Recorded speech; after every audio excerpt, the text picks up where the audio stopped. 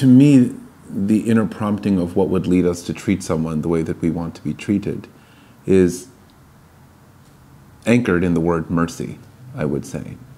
When we are at our worst, we would ask that someone else would be merciful to us.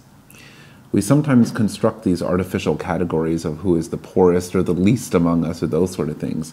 But really, George Fox was quite prescient, I think, when he noted in that famous quote about the ocean of darkness and the ocean of light, great metaphors, that you don't get to that point until you recognize that all the propensities that you would point out in someone else, Pharaoh, a Cain, someone else that's an arch villain or is self-destructive, exist in you primarily, first of all.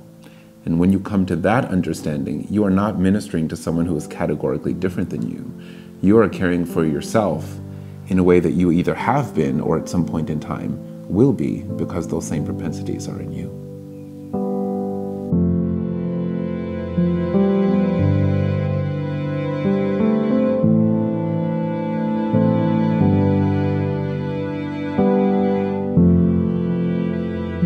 My name is David Breitzmann. I live in San Francisco, and I am a member of the San Francisco Monthly Meeting. I was reading early this morning the quote in Isaiah, which of course Christ reiterates, that there is a message of good news which exists for the poor, a proclamation of good news to the poor.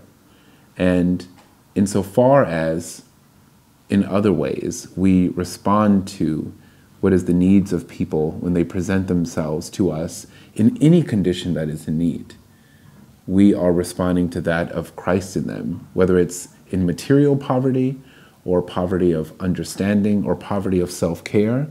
And to some degree, we are all poor in that way because we are finite creatures.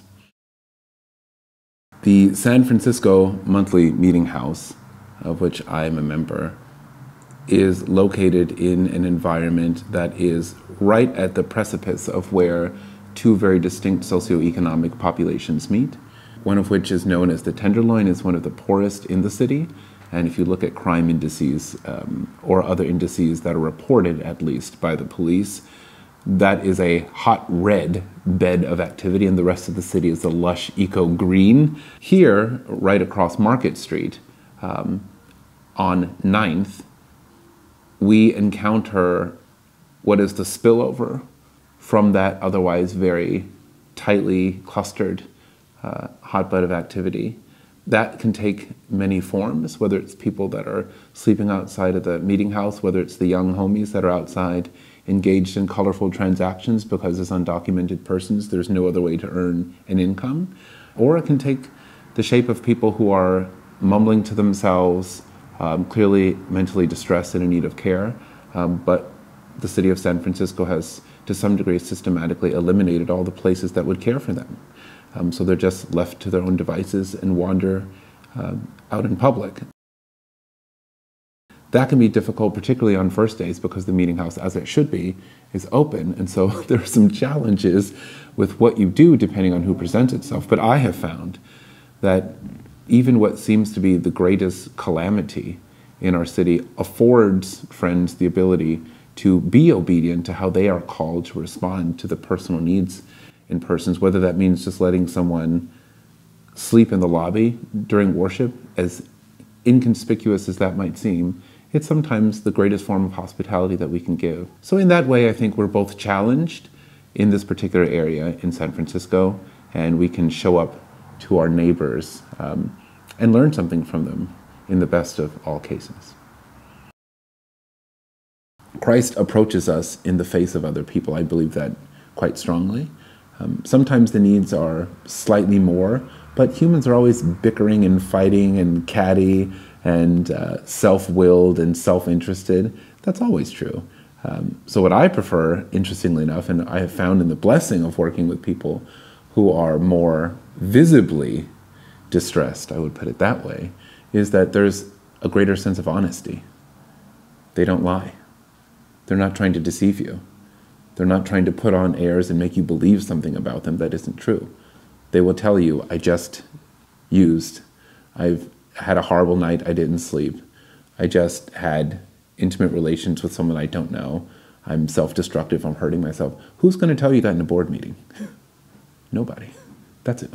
So I think that there's a certain level of honesty that is the light and the fire in people that you get from people who are not trying to evade and put on a show and be performative about interactions.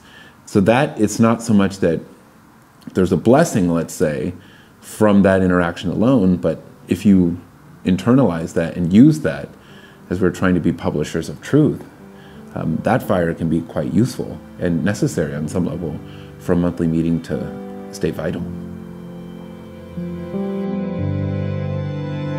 Hey, we're here at San Francisco Friends Meeting in San Francisco, California, just to say thank you for watching this QuakerSpeak video. We release a new video every Thursday, and you can click on the button over here to subscribe to the channel. You can support us for as little as $1 per video. That button is just below us. You can see all the videos we've ever released down here.